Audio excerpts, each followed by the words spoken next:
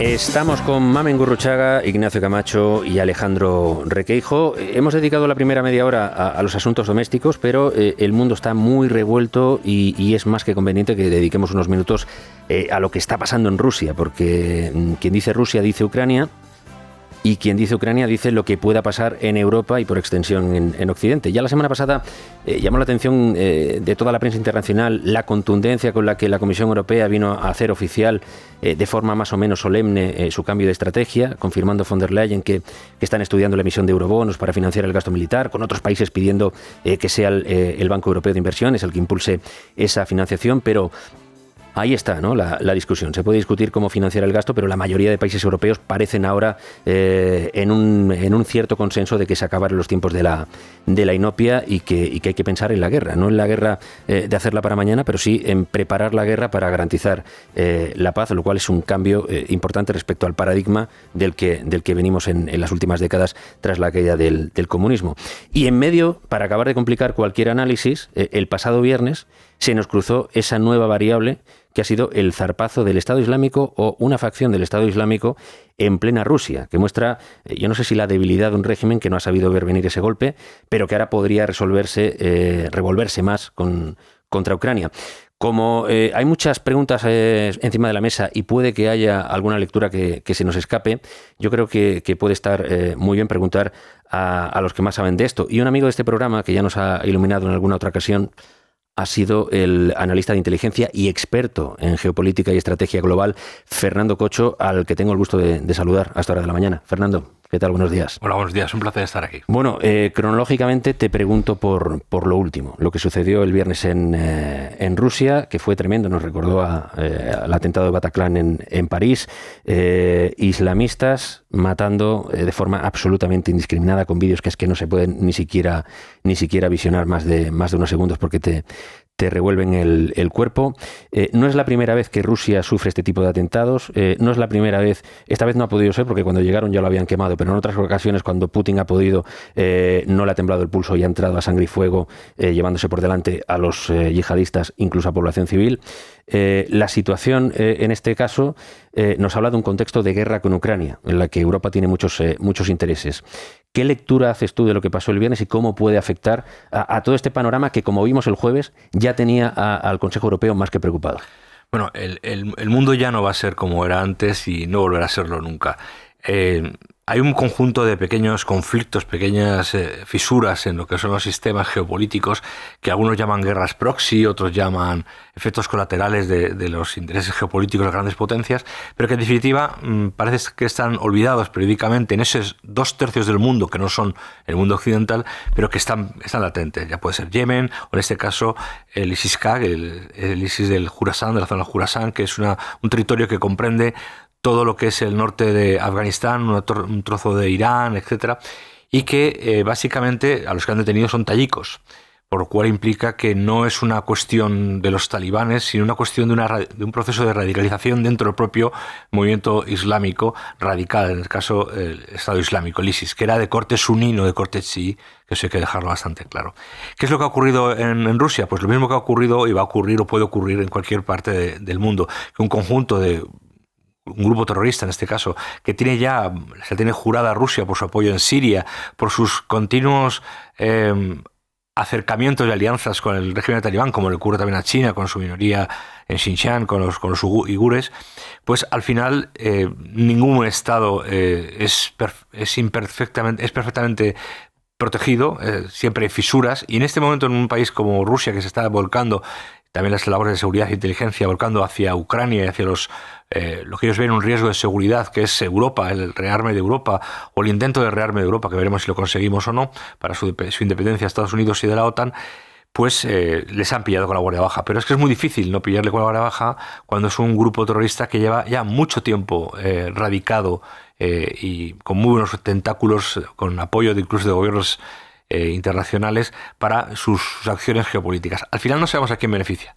Lo que sí sabemos a quién perjudica. Y perjudica a todos aquellos que no estén por la labor de una acción directa. Es decir, a los que buscan la pacificación en el caso de Ucrania o buscan un Putin más accesible a una negociación, etcétera. Pues esto lo que hace es llevar a lo contrario. Entonces, la pregunta sería Qui prodest, ¿a quién beneficia? No beneficia a los talibanes, porque esto va a traer un grave problema con sus amigos rusos y chinos. Esto no beneficia a Europa, porque significa que no solo en el caso de Francia, sino en el caso de España se puede elevar el grado de alerta, dado que Alemania está prácticamente... Francia ya lo ha hecho. Sí, Francia lo ha hecho. Francia tiene es muy curioso. Francia es el único país que intentó llevar una diplomacia paralela a la Unión Europea con Putin y con Zelensky, y le ha salido mal. Dijo que Rusia había ir contra ellos, y a la semana siguiente, después de una llamada de Putin a su embajador, pues dijo que no, que Rusia era una potencia media y que no había que preocuparse por ellos. O sea, que las cosas a veces no son como nos cuentan. El problema está en que el mundo al que nos aproximamos es un mundo cada vez más inestable, y hay que ver si Europa es capaz de estructurar una geopolítica independiente de Estados Unidos, de lo que llaman la anglosfera, o no. Y en ese momento Rusia no le preocupa en absoluto lo que haga la Unión Europea. Rusia se ha girado totalmente hacia China y hacia sus amigos, la India, Irán, etcétera, y nosotros estamos quedando solos. Lo que ocurrió este viernes, lo que va a hacer es que Putin, que no es un político, que no es un militar, que es una persona que es de estrategia a medio y largo plazo, pues lo que va a provocar es una mayor represión de los grupos musulmanes o de algunas de las... ¿Dentro del territorio ruso? Dentro del territorio ruso o de sus aliados, los estados independientes, los tantanes que llamamos coloquialmente, y que va a provocar una espiral a las espaldas de Rusia. ¿Quién le financia eso? ¿O quién le provoca eso? Pues no lo sabemos. Pero ahora Putin tendrá que dividir la seguridad interior de la seguridad exterior, cuando antes solamente la tenía unificada, y va a intentar encontrar las fuentes de esas brechas que ha habido, que seguro ha habido muchos más. Recordemos que hace ya casi 20 años los enemigos de Putin, que ahora son sus aliados, eran los chechenos. Los chechenos tomaron un teatro con mujeres, que al final es que utilizó a las mujeres como bombas, y entró con gases que mataron a un montón de gente. Las cosas no son nada halagüeñas. Apuntas a que los medios de comunicación repiten mucho el Estado Islámico, en realidad es la facción que has comentado de los Khurasán. Esto quiere decir, esto abre otro problema al puzzle internacional, que es que aquellos que decían, bueno, por lo menos lo que pasó con la retirada en Afganistán sirve para que los talibanes actúen como un actor, y ahora no controlan ni siquiera a los grupos radicales, y esto hace que sea la situación más compleja todavía. Claro, es que Afganistán no es un país. Afganistán ni siquiera es un país fallido, un estado fallido. Un conjunto de tribus. Es un conjunto de tribus, un conjunto de etnias, y estos son tayikos, al igual que los pastunes, la etnia mayoritaria en Afganistán, pues son los que controlaban hasta ahora todo el sistema, digamos, administrativo y técnico de lo que queda de Afganistán, que como no tenemos imágenes, pues a ver cómo llega. Pero el problema es que los afganos se han convertido, o los talibanes se han convertido en aliados muy importantes de China, que les va a permitir entrar a tener las inmensas riquezas no explotadas durante miles de años en Afganistán, y Rusia tiene una alianza muy importante con el gobierno talibán para asegurarse sus espaldas.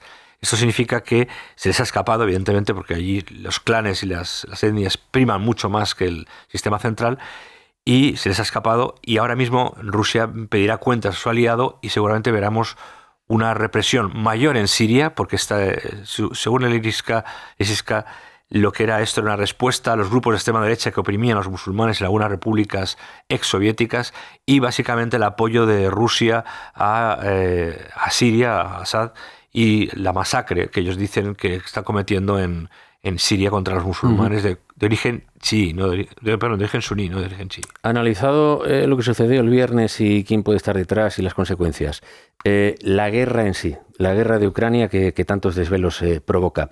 Hemos visto varias fases. Hemos visto la fase en la que parecía que Rusia iba a entrar en 24 horas. Nos dimos cuenta de que el ejército ruso no era tan poderoso, o que no era eso tan fácil si Europa se ponía a defender a Ucrania. Luego se habló de la famosa contraofensiva ucraniana, que parecía que esto iba a ser jauja, y no hubo tal resultado. Y ahora estamos otra vez en la fase en la que parece que Putin tiene claro que esto es fruta madura, y que él tiene el tiempo, y es cuestión que Europa se canse o que no pueda dar más munición a Ucrania, y al final Ucrania caerá.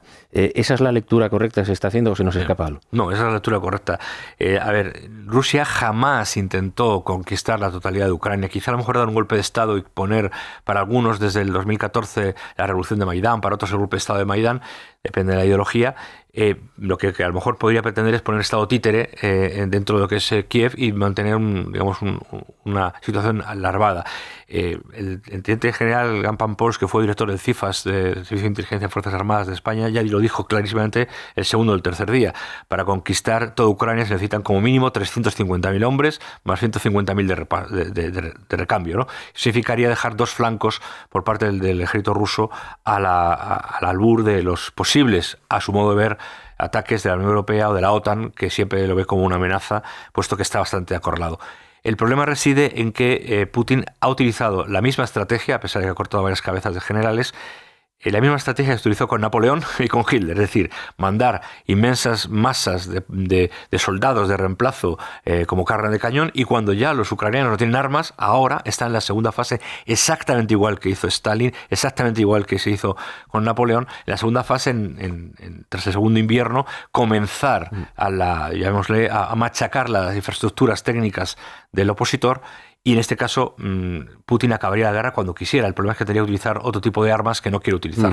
Es decir, que o te ayuda el general invierno o te ayuda el general tiempo. Una de las dos Y te ayuda también la indecisión de la Unión Europea, evidentemente comprensible, porque de enfrentarnos aunque las hay tropas de la OTAN, como lo llaman asesores, pero bueno, pueden ser tropas especiales, operaciones especiales, pueden ser acciones puramente encubiertas de la inteligencia británica y norteamericana, etcétera.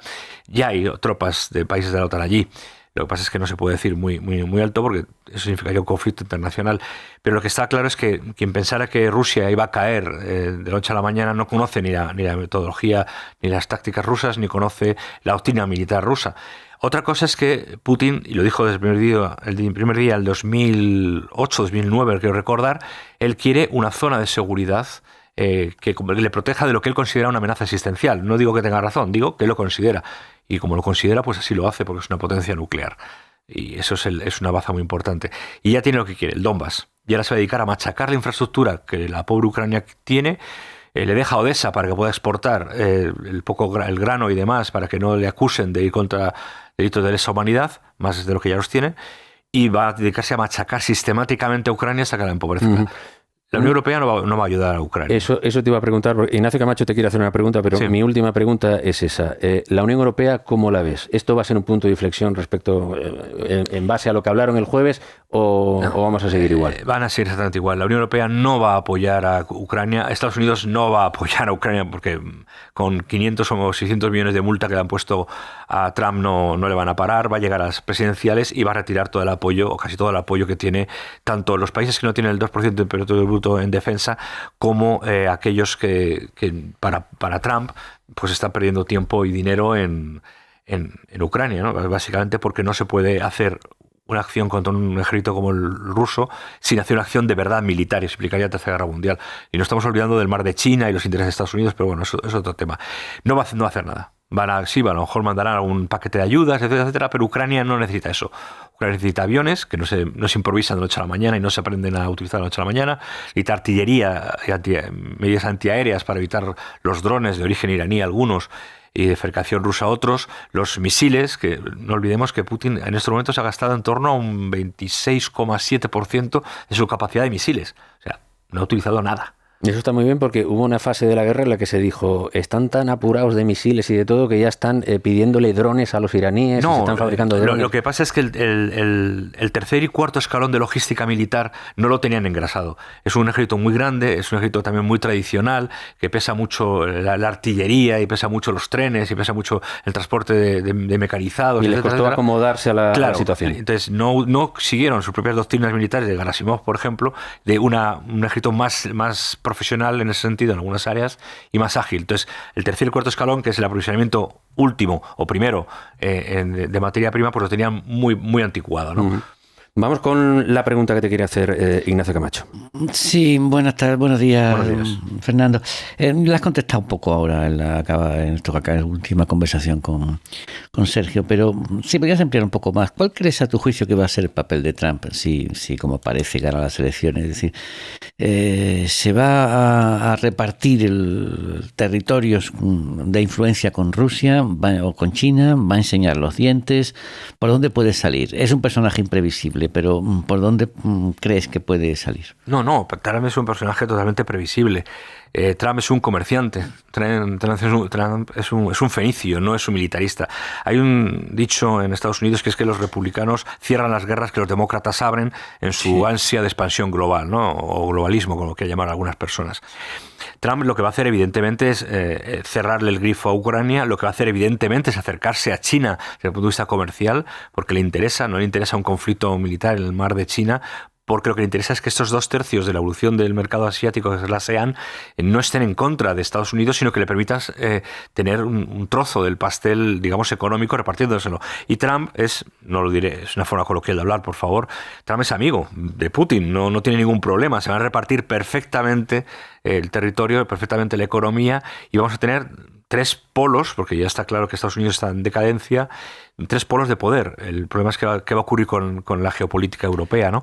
Estará, por supuesto, China y sus aliados, estará evidentemente Rusia e Irán para Asia Central y Oriente Medio, con alianza ahora en Arabia Saudita y con Irán.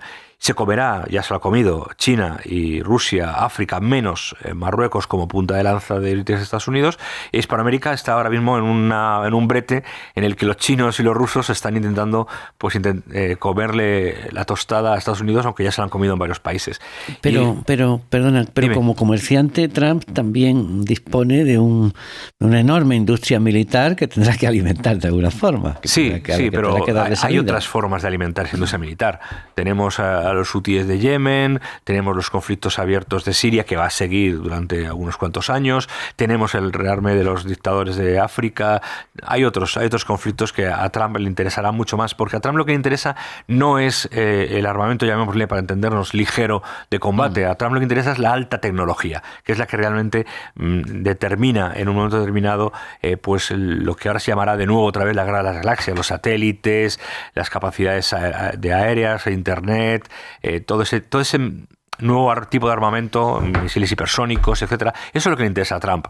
Y eso le interesa muchísimo porque China ya directamente ha cogido la delantera en computación, en aviones hipersónicos, en avión y en otro tipo de tecnologías militares que Estados Unidos se está quedando un poquito atrás. Entonces, no le preocupa tanto, dado que los consorcios militares de Estados Unidos no son solo norteamericanos, son internacionales, al igual que los rusos, al igual que los chinos.